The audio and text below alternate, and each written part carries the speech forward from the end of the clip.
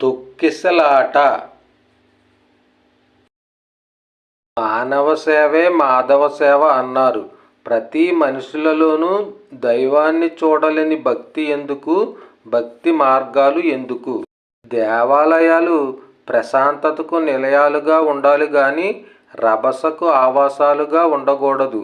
ఆధ్యాత్మిక నగరమైన తిరుపతిలో తొక్కిసలాట. 6 భక్తులు మృత. భక్తి మీకు ఏమి నేర్పుతుంది?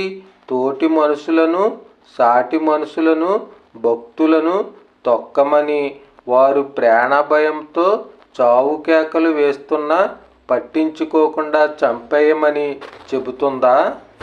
ఈ సంఘటన చాలా దారుణం, చాలా బాధాకరం.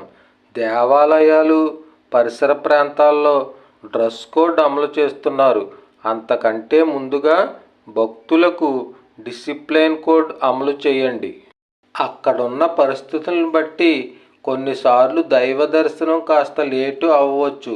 అంత మాత్రాన ఏదో పెద్ద నష్టం జరిగిపోయినట్లుగా క్రూర ప్రవర్తనను బయటకు వ్యక్తం చేయటం భక్తులకు, అక్కడ ఉన్న ఆలయ సిబ్బందికి మంచిది కాదు.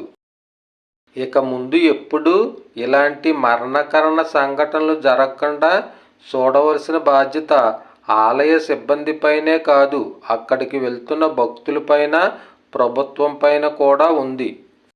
భక్తిలో ఉన్న భక్తులు ప్రతిరోజు మంచి రోజుగానే భావించాలి. ప్రత్యేక రోజుల గురించి ఎగబడటం మంచిది కాదు.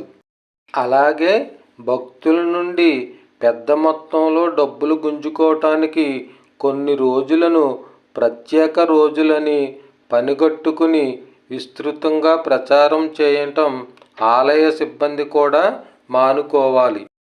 మిద్దె శ్రీనివాసరావు, విశ్వతేజ న్యూస్, చంద్రవరం.